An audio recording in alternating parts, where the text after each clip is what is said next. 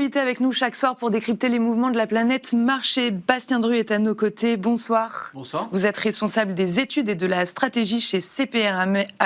Nous accueillons également Nicolas Forest. Bonsoir. Bonsoir Pauline. Directeur des investissements de Candriam, et Pierre Bismuth, directeur général et responsable des gestions de Myria AM. Bonsoir. Bonsoir Pauline. Bonsoir messieurs. Alors je vous propose de tout de suite commencer dans le vif du sujet, à savoir Iran, le détroit d'Ormuz, vers une sortie de crise. En tout cas, les marchés, eux, veulent y croire. Peut-être on peut retourner un petit peu sur la séance d'hier avec des mouvements violents. Est-ce que c'est légitime, selon vous, Bastien, que les indices actions soient au plus haut aujourd'hui ? Oui. Non, mais en fait, ce qui s'est passé hier, c'est qu'on a eu finalement une sorte de nouvelle confirmation qu'il y aurait un accord qui se confirmerait entre l'Iran et les États-Unis. Mais bon, ça, en fait, on a déjà eu ce genre d'avancée, entre guillemets, plusieurs fois dans les dernières semaines. Donc on pourrait dire que c'est que la énième fois. Peut-être que ce qu'il y a de différent cette semaine, c'est qu'on a vu que les deux parties n'avaient pas vraiment d'appétit pour relancer des opérations militaires, quoi. Et donc, je pense que cette semaine, ce qu'on évacue un peu, enfin ce que les marchés évacuent un peu, c'est un scénario de risque où il y aurait de nouveau une confrontation militaire et une nouvelle escalade, et que voilà, que finalement ça c'est quelque chose qui a moins de probabilité d'arriver que ce qu'on pouvait penser il y a une semaine, disons. Et c'est ça qui crée de l'appétit pour le risque, hein, tout simplement, quoi. Nicolas, vos commentaires, votre analyse sur cette séquence ? Alors, merci pour cette question, et merci, c'est une bonne réponse que vous faites, mais vous me permettrez d'ajouter un point de vue un peu différent. Moi, si je tire un bilan de ce qui s'est passé sur les 2 derniers mois, c'est que même si on commande beaucoup ce qui se passe sur le détroit d'Ormuz, dans le fond, c'est pas si important. Alors pourquoi ? Si l'on observe la performance des marchés actions, ce qui a le plus performé depuis environ 2-3 mois, c'est évidemment la tech américaine. Bien sûr. C'est la tech américaine, tout le monde le sait, mais c'est important de le dire. Cette tech américaine qui avait connu quand même quelques difficultés à l'automne et en fin d'année 2025, et qui a formidablement bien rebondi. Donc, le point qui est important et qui explique aujourd'hui la très bonne performance, c'est cet formidable rebond de la tech américaine. Et dans le fond, la question pour la tech américaine, c'est pas de savoir si le détroit d'Ormuz est ouvert ou pas ouvert. Oui. Ce n'est pas le sujet. Donc, comment je lis ce qui s'est passé, c'est que une réouverture du détroit d'Ormuz et des bonnes nouvelles là-dessus qui sont, ma foi, moi je n'en sais rien. On peut toujours avoir des grandes discussions, mais c'est extrêmement délicat. Je peux prendre juste acte du fait que nous sommes dans une situation où il y a des volontés des différentes parties d'avoir un accord, et où on vit quand même dans un environnement où la probabilité d'une escalade a diminué. Oui. S'il y a une solution à ce conflit, et si on a vraiment des bonnes nouvelles, qu'est-ce que nous observons ? Une très bonne performance de la bourse européenne. Donc, dans le fond, cette histoire d'ouverture des détroit d'Ormuz et toute cette question sur la géopolitique, qui est une question, honnêtement, à 1000 € dont personne n'a la réponse, elle peut nous permettre d'avoir une bonne réponse sur savoir est-ce que j'achète la bourse européenne ou pas la bourse européenne. Mais moi, ce qui m'intéresse aujourd'hui comme investisseur, c'est de sortir de ce débat-là. C'est pas que j'aime pas votre question, mais c'est que pour moi, ce n'est pas la question. Pour moi, la question, c'est, après le formidable rallye qu'on a sur la tech américaine, est-ce que ce rallye va perdurer ? Pour moi, la question des 6 prochains mois et des 24 prochains mois, c'est est-ce que ce formidable rallye qui est lié à une histoire de capex, d'investissement massif, va durer, oui ou non ? Est-ce que les entreprises de la technologie vont continuer à être profitables, oui ou non ? Est-ce que les inquiétudes qu'on a sur le crédit privé de financement va avoir un impact, oui ou non ? Est-ce que le modèle capitalistique qui est intermêlé va, oui ou non, avoir des incidences ? Et donc, pour moi, c'est ça le sujet. Si la croissance des capex continue à rester solide et que nous pouvons observer que la croissance des earnings et des résultats et des revenus des entreprises technologiques continue à être importante, eh bien, le thème de la technologie restera fort. Les entreprises de la technologie performeront, les actions américaines performeront, quoi qu'il se passe sur le détroit d'Ormuz. Même si c'est un tel risque, il faut le prendre en compte. Mais il me semble que la leçon que je tire, c'est qu'on a une économie américaine qui est suffisamment forte pour pouvoir tenir quoi qu'il se passe sur les détroit d'Ormuz. Maintenant, soyons clairs, ce que je dis sur la tech n'est pas vrai du reste du marché américain, car si vous enlevez la tech sur les entreprises américaines, ça n'a pas performé. Voilà. C'est la tech qui tire en fait tous les marchés. Exactement, la tech tire tous les marchés et la résolution des détroit d'Ormuz, et ce que vous avez très bien décrit, peut être favorable à l'investissement dans les actions européennes qui ont un peu sous-performé et qui sont évidemment menacées par différents risques. Mais nous, dans ce contexte-là, la question numéro 1 qu'on se pose est celle de la technologie sur laquelle nous étions positifs et sur laquelle, pour l'instant, nous restons positifs, malgré la situation des détroit d'Ormuz. C'est une façon de répondre, mais un peu d'évacuer aussi la question. On va revenir plus en détail, évidemment, sur la tech, les publications des entreprises de la tech américaine. Juste avant, votre avis, Pierre Bismuth, sur ce sujet, sur tout ce qui a été dit, si vous voulez rajouter quelque chose sur peut-être la situation en Iran ou sur la tech américaine. Ah oui, moi je trouve que le conflit, au contraire, est assez étonnant et qu'il n'y a plus aucun régime qui soit intouchable. Et je trouve que d'un point de vue géopolitique, ça nous donne énormément d'informations et plutôt de bonnes informations. C'est-à-dire qu'on a vu au début de l'année une adduction d'un dirigeant au Venezuela. On en pense qu'on veut, mais on ne peut pas dire que ça soit objectivement une mauvaise nouvelle. On a un conflit israélo-américano-iranien qui a débuté alors qu'on pensait tous que le régime iranien était intouchable. Et on voit une réaction des marchés, au pire, qui est 2 fois inférieure à ce qui s'est passé avec le Liberation Day. Et donc, on a un sentiment que la géopolitique est plus stable, paradoxalement. Et ça, je trouve que c'est vraiment une information extrêmement importante. Alors, je ne parlerai pas du traitement de l'information en Europe par rapport aux États-Unis, où, en fait, la dépression des commentateurs sur le conflit m'a personnellement très étonné, puisqu'on dirait que les Iraniens sont en meilleure posture qu'il y a 2 mois. Alors, dans ce contexte de géopolitique, qui, de mon point de vue, et je pense du point de vue du marché, est plus stable, on a finalement un risque qui disparaît. On n'a plus de risque géopolitique sur l'Iran, puisque en fait, l'Iran a déjà été attaqué. Donc, il n'y a plus de risque. Mais c'est plus sur le détroit d'Ormuz, non? Et du coup, sur le pétrole Alors qui transite. justement, le détroit d'Ormuz, ça c'est extrêmement intéressant, parce que ça me rappelle le début du conflit russo-ukrainien. Au début du conflit russo-ukrainien, on avait une crainte sur les approvisionnements, on avait également en pétrole, on avait une crainte sur les pénuries, etc. Et en fait, ça ne s'est jamais matérialisé. Ça ne s'est jamais matérialisé parce que les politiques ont fait de la politique et ont fait leur job. On a quand même de l'inflation significative. On a de l'inflation significative, mais encore une fois, sur les marchés, on se fiche de l'inflation. On se fiche de l'inflation publiée. Ce qui compte, c'est l'inflation anticipée. Et en fait, il n'y a aucune... l'inflation anticipée par les marchés ne bouge pas. Et donc, c'est ça qui rend très, très, très tranquille le marché. Si on avait eu une contamination de la hausse du prix du pétrole aux anticipations d'inflation, là, ça aurait fait complètement dérailler les marchés. Mais heureusement, quoi qu'il se passe sur la volatilité des taux nominaux, en tout cas, les anticipations d'inflation ont été remarquablement stable, compte tenu de la crise. En Europe, oui, tout à fait, mais surtout en Europe. Et donc, c'est ça le plus important. Et la dernière fois que je suis venu, j'ai dit qu'on avait un boulot simple. Il fallait juste vérifier les anticipations d'inflation, qu'elles ne sortent pas des écarts types. C'est exactement ce qui s'est produit. Et c'est pour ça que nous, on a toujours été extrêmement confiants sur la prise de risque dans ce conflit.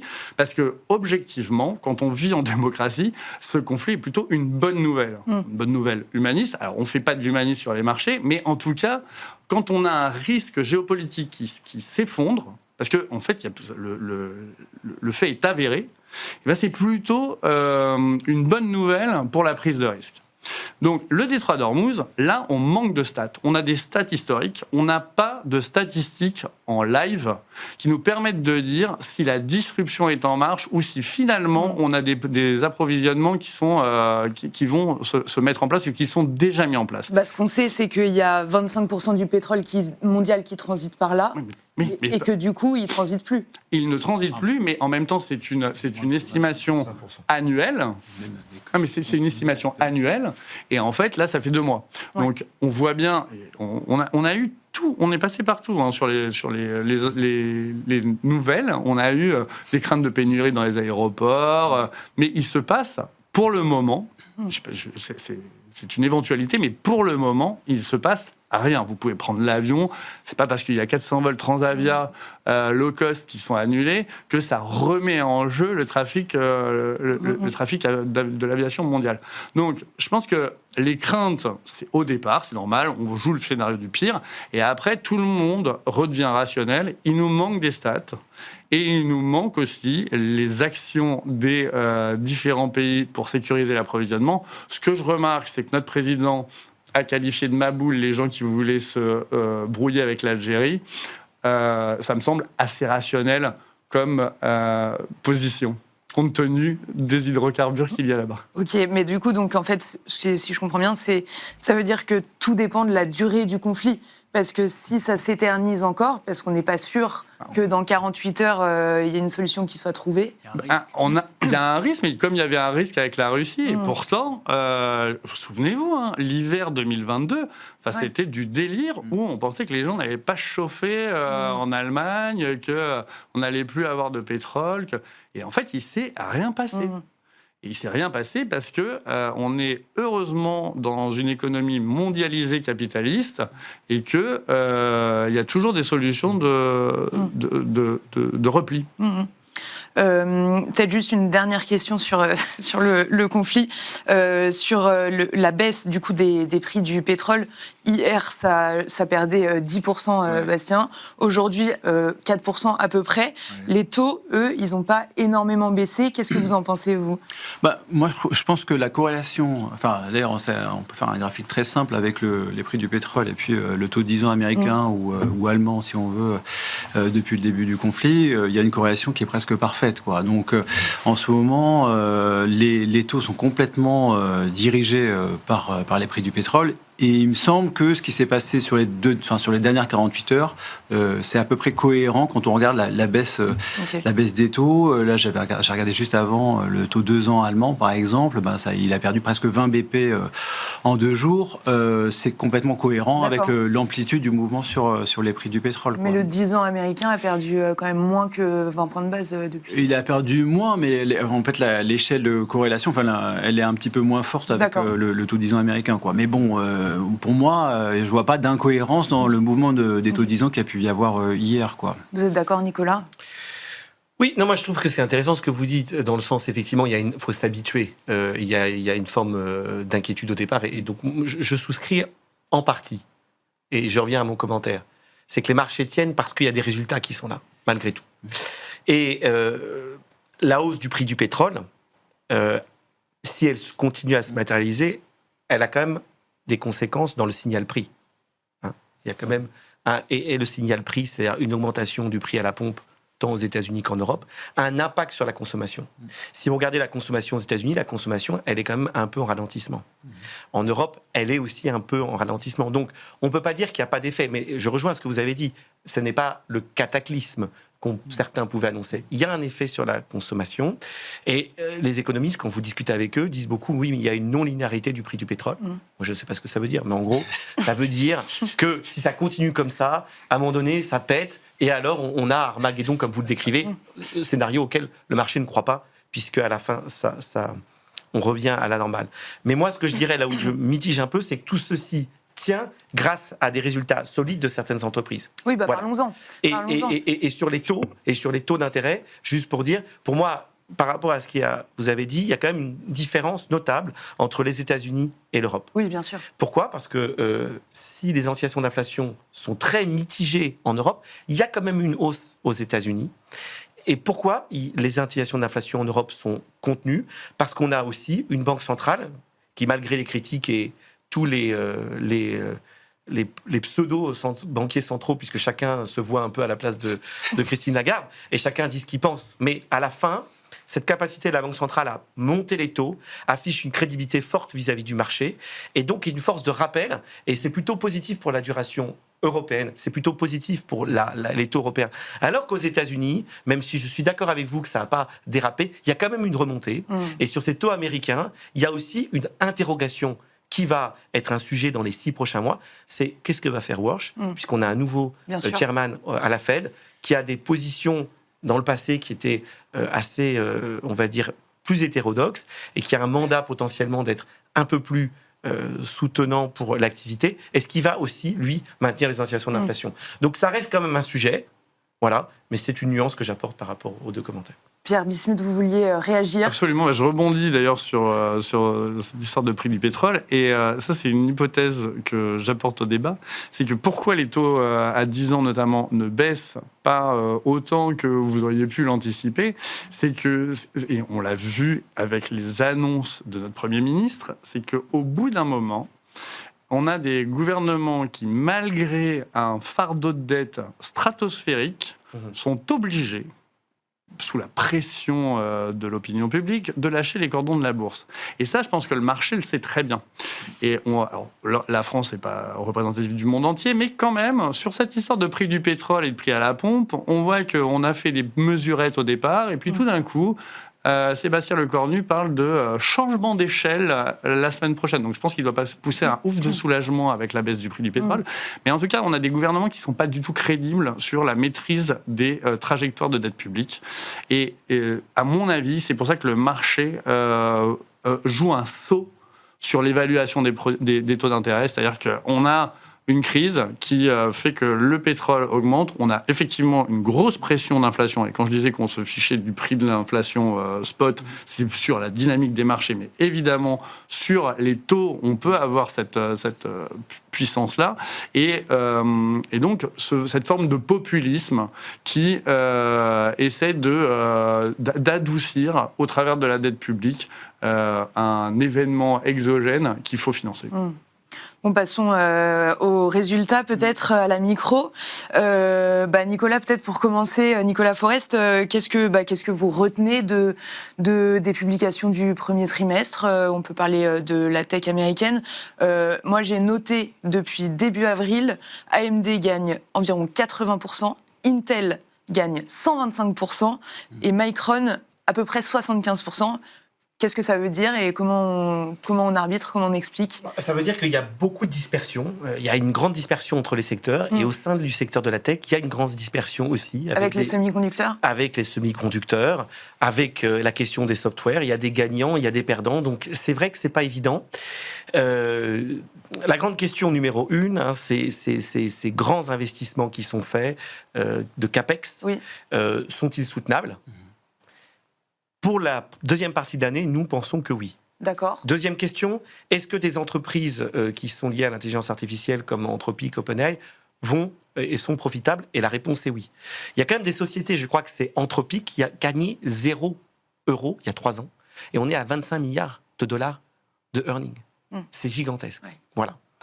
Par contre, dans cette course d'intelligence artificielle, qui à un moment donné aura certainement des sujets structurels, il y a quand même au sein de ce rallye, des gagnants et des perdants, des sujets.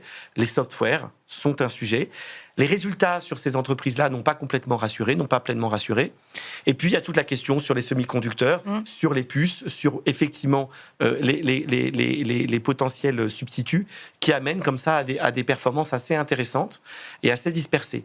Je vois aussi qu'il y a des grandes compagnies comme Meta qui n'ont pas complètement convaincu et dont le business model aussi est un point d'interrogation. Donc, je pense que sans remettre en cause la révolution qui est en place sur la technologie, qui reste très favorable au secteur de la tech, plus le temps passe, plus c'est vrai qu'on va sans doute distinguer des gagnants et des perdants. Mais par exemple, sur Meta, pourquoi? Parce que Meta avait dépassé quand même les attentes du marché et a été sanctionné après sa publication. Tout à fait, mais il y a des interrogations aussi sur ce business model AI et comment effectivement l'intelligence artificielle va vraiment être utilisée pour Meta. C'est quand même des vraies questions là-dessus. Donc il y aura des gagnants, il y aura des perdants. On a aussi tout ce qui est émergent qui gagne très bien. Nous, on reste positif sur la tech et on aime la tech, on aime le robotique, on aime tout cela. Mais on voit quand même beaucoup plus de dispersion. Il n'empêche, il y aura des entreprises qui vont être intéressantes, des entreprises de software ou Microsoft qui a un peu sous-performé. Pour nous, c'est des opportunités d'investissement. Mais il y aura quand même beaucoup de volatilité, beaucoup de dispersion. Et il nous semble que ça va s'accélérer. Ça va s'accélérer dans le temps parce qu'avec ces investissements massifs qu'il y a, il y a des gens qui vont pas réussir à faire de l'argent.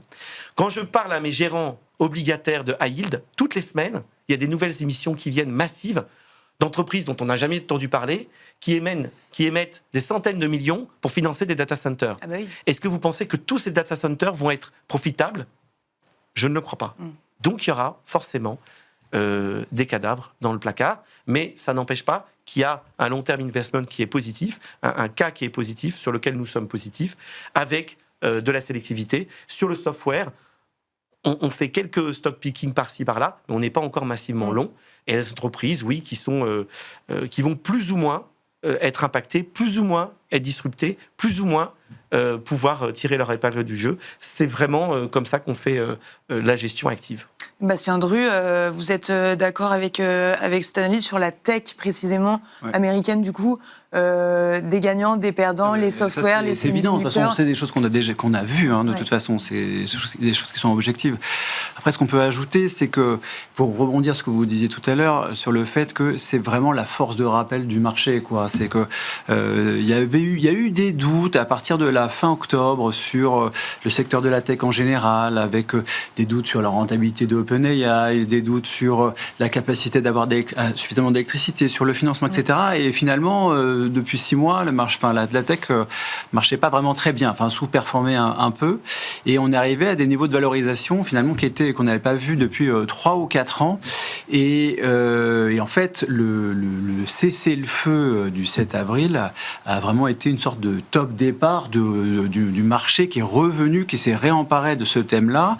Et ça a été en plus quand même très soutenu par les publications qu'on a pu voir sur les dernières. Ça s'est bien goupillé, disons, et on voit que ces craintes qu'il pouvait y avoir à un moment sur tout le secteur de la tech en général, se sont quand même largement dissipées devant la forte progression des profits. Parce que, en fait, on parle énormément des capex, mais il faut aussi parler des profits, quoi. Les profits ont très, très fortement augmenté. Si on regarde les profits des hyperscalers, c'est très, très impressionnant. Et puis, ce qui finalement tire beaucoup le segment des semi-conducteurs, qui est super important pour beaucoup d'indices, c'est quand même finalement ces capex qui seront encore plus forts sur les années qui arrivent. Là, les analystes parlent maintenant de plus de 1000 milliards sur 2027. Et ça, c'est quelque chose qui est quand même très porteur pour beaucoup d'acteurs, dont les semi-conducteurs, quoi. Donc ça, c'est un élément qui est intéressant. Et après, dans ce qu'on peut voir aussi dans les communications de certaines entreprises, c'est le fait qu'elles disent que les carnets de commandes, notamment les hyperscalers, disent généralement que les carnets de commandes, de toute façon, sont pleins pour plusieurs années. Et il y a même des acteurs des semi-conducteurs qui disent qu'ils n'ont jamais eu autant de visibilité sur les années qui arrivent, parce qu'ils savent que de toute façon, des puces, ils pourront en vendre très très facilement, et c'est encore plus le cas pour les puces mémoire, parce que là, la pénurie est très forte. D'ailleurs, c'est difficile d'évaluer les impacts macro de ça, parce que on peut voir, par exemple, que le prix des puces exportées je regardais la Corée du Sud, par exemple, en quelques mois, ça a doublé. Donc, même si c'est qu'une petite partie, peut-être, d'un téléphone portable ou d'un ordinateur, ça peut avoir des conséquences finalement sur les prix de vente de ces biens-là. Moi, c'est ce que j'ai regardé notamment dans le PCE, l'inflation PCE, c'était publié la semaine dernière. Je regardais que sur 3 mois, le prix des ordinateurs aux États-Unis, ça a augmenté de plus de 10%. En 3 mois. Et ça s'est simplement jamais vu depuis qu'il y a des stats sur le prix des ordinateurs aux États-Unis, depuis les années 60. Donc, voilà, ça, on ne sait pas encore très bien les conséquences que ça va avoir sur la macro, mais ça fait partie des choses qu'il faudra regarder aussi, quoi. Mais plus généralement, oui, c'est des choses que les publications de la tech, c'était quand même plutôt rassurant, et ça a réemmené le marché à la hausse. Et ça me fait un peu penser à ce que vous disiez tout à l'heure sur le Liberation Day de l'année dernière.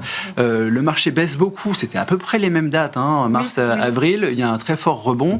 Et qu'est-ce qui avait rebondi le plus à l'époque? C'était largement les secteurs de la tech. La tech avait surperformé sur les mois de mai, juin, juillet, je crois. C'était très, très impressionnant. Là, on revoit la même chose, tout simplement, sur cette année 2026. Pierre Bismuth, vos commentaires, beaucoup de choses ont été dites déjà, mais si vous voulez rajouter quelque chose sur les publications des tech US des dernières semaines? À part que tout se fait et c'est très bien. Le marché évalue les titres en fonction des prévisions futures. Oui. On va dire que les résultats spot sont importants, mais c'est vraiment ce qui importe, c'est vraiment les perspectives. Et ce sont les perspectives qui ont véritablement enflammé les marchés. Et ça, c'est très, en tout cas, ça donne beaucoup de confiance pour l'année. Et même en Europe, puisqu'on a fait notre comité d'allocation, et à ma grande surprise, on estime en fait le prix actuel des actions en fonction d'un historique 10 ans, en fonction du price earning à 3 ans. Enfin, des earnings à 3 ans. Et alors, force est de constater que même en Europe, on a des prévisions de résultats à 3 ans qui se sont largement inflatées. C'est-à-dire que même les prévisions d'analystes sont extrêmement confiantes pour les 3 prochaines années. C'est-à-dire que vous avez un marché qui ne fait rien en 4 mois. Et avec cette manière d'estimer les choses, si vous regardez la cherté relative du marché entre décembre et avril, en fait, on est moins cher. Donc ça veut dire que les prévisions de résultats futurs sont beaucoup plus importants qu'ils n'ont été. Donc je pense que le marché est véritablement sur une tendance assez forte. Alors certes, emmenée par la tech américaine, mais en Europe, on a moins de tech et ce sont vraiment des secteurs assez divers, à commencer par les banques qui se reprennent enfin, qui donnent beaucoup de confiance dans le marché européen pour rejoindre ce que vous avez dit. Et parlons des banques, parce que les banques en France, par exemple, elles ont publié la semaine dernière, je crois, ou la semaine d'avant, mais je crois la semaine dernière, et toutes ont été sanctionnées quand même assez lourdement après leur publication trimestrielle. Elles ont été sanctionnées déjà avec l'arrivée de la guerre. Et ça, c'est une vraie énigme. Moi, j'ai quand même l'impression que le marché européen, on est vraiment les émergents des marchés développés. Et on ne comprend pas cette fébrilité sur les secteurs au plus fort bêta. C'est-à-dire qu'on a vraiment des banques qui ont perdu sur l'annonce de la guerre 20%, alors qu'on a du mal à voir le lien entre les résultats prévisionnels des banques et un vecteur de volatilité. On pourrait penser que c'est extrêmement bon pour le trading et qu'à partir du moment où en fait, on est relativement loin de la zone de conflit et politiquement et géographiquement, on a quand même beaucoup de mal à voir en quoi ça va pénaliser l'économie. Et c'est pour ça qu'on parlait des peurs. C'est que je pense que les banques européennes ont une taille beaucoup plus importante en termes de rapporté au PIB que les banques américaines sur leur sol domestique. Et à chaque fois qu'on a un événement géopolitique qui arrive, on se dit attention, tout le marché du crédit, même qu'il soit désintermédié ou intermédié, va péricliter sous l'effet d'un événement exogène géopolitique. La réalité, c'est que, à l'instar de ce qui se passe sur les bénéfices des entreprises et sur les marchés actions, en fait, la microéconomie n'est pas tellement dépendante de la géopolitique. Elle est beaucoup plus dépendante de la politique et des droits de douane, par exemple, et des échanges commerciaux qu'une vraie géopolitique, au sens, y a-t-il des guerres ou n'y en a-t-il pas? C'est plutôt comment les blocs arrivent à s'entendre sur le commerce mondial. C'est ça qui fait vraiment, qui pilote véritablement l'économie. Et c'est vrai que les craintes géopolitiques sont toujours plus importantes en Europe plutôt que sur les autres marchés développés. Et sur le commerce mondial, on peut peut-être dire un mot aussi des droits de douane relevés cette semaine. Est-ce qu'il y a quelque chose à dire? Ils ne sont pas relevés, c'est des menaces. Menaces de 15 à 25%. Oui, mais enfin, je veux dire, des phrases de ce genre, il en sort plusieurs par semaine. Enfin, je veux dire, on parlait juste avant l'émission du fait que pour les politiques, souvent, ce qui compte, c'est d'avoir dit des choses et pas forcément de les avoir faites. Et là, on est complètement là-dedans. Enfin, donc, menaces... Oui, je pense que c'est des menaces complètement dans le vent et qu'on n'est pas reparti pour avoir une hausse de droits de douane prochainement. En tout cas, sur l'automobile, c'est bien plus la Commission européenne qui a causé des problèmes que les droits de douane de Donald Trump sur l'automobile européenne. Et là, on a quand même une erreur politique spectaculaire. Bon, Je vous propose de passer un peu à l'allocation, à ce que vous faites, vous, dans vos sociétés différentes. Au-delà de la tech US, Bastien, est-ce que, on parlait des banques, est-ce que vous regardez d'autres secteurs ailleurs qu'aux États-Unis, peut-être même en Chine, en Asie, les émergents? Qu'est-ce que vous regardez en ce moment? Ce qu'on aime bien, c'est les émergents, parce que de toute façon, enfin, dans l'indice, par exemple, MSCI émergents, les plus grosses pondérations, c'est des pondérations qui sont très mémoire, semi-conducteurs. Donc même quand on parle d'émergents, finalement, on parle un peu de tech, quoi. Donc ça, c'est plutôt des indices qu'on aime bien regarder. Sinon, plus généralement, si on va regarder sur d'autres classes d'actifs, on est aussi très intéressé par tout ce qui peut être comme le high yield européen, par exemple, avec des taux, enfin des rendements qui ont très fortement augmenté, finalement, des perspectives de récession qui sont très faibles finalement par rapport aux craintes qu'on a pu avoir récemment. Donc ça peut faire partie de choses qui nous intéressent également, quoi. Et de manière générale, sur l'obligataire, on pense plutôt, mais on peut se tromper, hein, que on devrait avoir une résolution de ce conflit et que finalement ça devrait amener malgré tout à un prix du pétrole qui baisse un peu et un peu mécaniquement on s'attend à ce qu'on ait des taux qui rebaissent un peu et on a plutôt eu tendance à remettre de la duration quand on avait des taux qui remontaient beaucoup, quoi.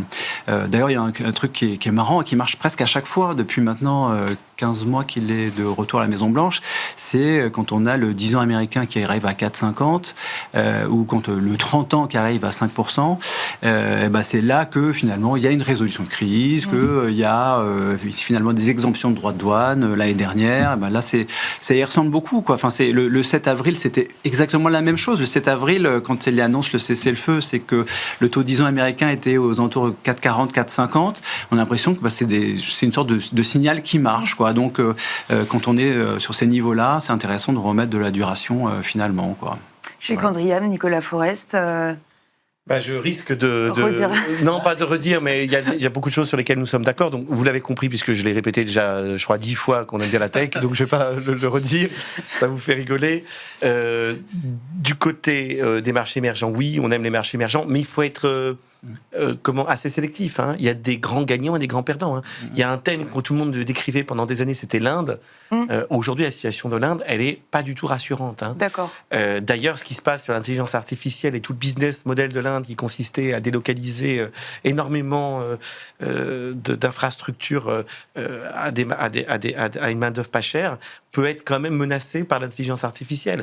C'est une économie qui est une économie qui n'a pas pris non plus le virage de la tech, hein. Donc oui, il y a des marchés d'émergents qu'on aime beaucoup et on a des stratégies émergentes qui performent très bien. On aime bien ça. On aime le Brésil. Voilà. Du côté de la duration, je partage ce qui a été dit. Pourquoi ? Surtout la duration européenne. Quand on est dans une situation où les taux ont monté, où la BCE s'apprête à monter les taux, mais que la croissance est en ralentissement, parce que c'est comme ça, hein, malgré tout, la croissance européenne ralentit, hein. On disait qu'il n'y avait pas d'impact, il y a quand même des impacts, hein. La consommation, les indices d'activité de consommation en Europe ralentissent. Alors c'est le duo gagnant, parce que vous avez les taux qui montent, la Banque Centrale Européenne qui garantissent des anticipations d'inflation sous contrôle. Une économie qui ralentit, c'est plutôt l'opportunité d'acheter de la duration longue. Et donc on aime la duration longue, plutôt de bonne qualité. Et là, c'est peut-être un point différent, même si on a des très belles expertises à yield. Nous, on aime aussi plutôt le crédit de bonne qualité, puisque quand même, on est à des niveaux de spread super tight. Ce qui est intéressant dans l'obligataire, c'est le taux en absolu. Le niveau de spread, il est super serré. On n'a jamais vu un niveau de spread aussi serré aux États-Unis sur le marché du rendement depuis des décennies, quoi, hein. Donc, il n'y a pas du tout de risque. Donc, c'est quand même un environnement où, malgré le fait que moi je dis oui, on aime la tech, on va prendre de la duration, c'est quand même un environnement où il faut faire attention, hein. Les indices sont au plus haut, les spreads sont au plus tight, il faut chercher de la décorrélation. D'accord. Et c'est pas si facile. Et donc nous, on rajoute un peu de stratégies, des stratégies alternatives qui offrent de la convexité, qui offrent de la décorrélation, parce que même si on aime la tech et même si on aime la duration, faut faire attention, les niveaux de valorisation sont quand même assez élevés. Il faut se protéger, en fait. Voilà, il faut se protéger. Il y a 2 mois, tout le monde sur les plateaux disait attention, ce que vous décrivez. Et bon, même si il y a peut-être un ou deux super gérants ou super traders qui ont acheté au bottom, il n'y en a pas beaucoup, quoi. Celui qui a le mieux géré, c'est celui qui n'a rien fait, en fait, qui est parti en vacances pendant 2 mois et qui n'a pas trop bougé. Mais pour le reste, oui, on a mis des tilts, mais quelque part, il faut quand même considérer qu'il y a pas mal de risques, les valorisations sont quand même à des niveaux à surveiller. Donc nous, on prend des paris fondés sur des stratégies long terme, comme la tech, comme aussi les utilities, comme les énergies renouvelables. Nous croyons aux énergies renouvelables parce que c'est l'électrification, c'est un thème qui vient évidemment sur les highs. On aime la duration, mais restons quand même prudents et prenons aussi profit quand il y a des profits à faire, parce qu'il y a eu des très très beaux profits en quelques semaines simplement. Enfin, pour conclure, chez Myria Asset Management... C'est un peu différent. C'est un peu différent parce que mon analyse depuis le Covid, c'est que les actifs risqués sont finalement de vraies valeurs refuges. Et je pense qu'en fait, le marché l'évalue comme ça, parce que c'est beaucoup plus simple d'évaluer le risque de crédit d'une entreprise que les errements budgétaires d'un pays. Et je peux me tromper, hein, mais en tout cas c'est mon hypothèse, c'est que si je me fie au passé récent, ça ne m'étonne pas que le haut rendement performe largement mieux que les emprunts d'État. Et parce que rationnellement, on peut avoir plus de conviction sur une entreprise, enfin de conviction et même de certitude, compte tenu de la recherche qu'il y a sur les entreprises et donc la microéconomie. Pareil, il me semble que les actions, ce sont des vraies valeurs refuges. Et alors, on en a parlé toute l'émission. Je veux dire, la tech est bien une révolution technologique. Et ça, il y en a peu, en fait, des révolutions. Et ça date ça dure depuis 25 ans. Et c'est une révolution. Donc, c'est vraiment l'arrivée d'Internet qui a complètement révolutionné tous nos usages et qui continue, en fait, de les révolutionner. Mais là, on a une accélération. C'est comme si vraiment on avait une sorte d'exponentielle qui se met en place. Et donc, on a des banques centrales qui sont extrêmement lisibles. Et ces banques centrales extrêmement lisibles, vous avez des secteurs entiers de l'économie qui sont, par conséquent, hyper lisibles. Je pense aux banques européennes. Pour moi, c'est vraiment... Alors là, il n'y a même pas besoin de réfléchir. En fait, les banques ne font que rester au même prix, malgré leur performance, si on les évalue sur des critères d'analyse financière. Donc, c'est vrai que notre manière de voir les choses chez Myria Asset Management, c'est que de notre point de vue, les valeurs refuges, c'est les valeurs les plus sécurisées. Ce sont en fait ce qui sont qualifiés d'actifs risqués, et les anciens actifs dérisqués comme les emprunts d'État, c'est vrai que on est très précautionneux avec ça. On trouve qu'il y a beaucoup trop de volatilité sur les taux. Et le nouveau VIX, si on parle de l'indice de la volatilité, pour nous, c'est vraiment le pétrole. Et en fonction du pétrole, vous pouvez avoir des signaux de prise de risque. Là, vous en avez eu un, c'est un boulevard pour l'instant. En revanche, si le pétrole repasse au-dessus des $100, vous aurez un signal de couverture.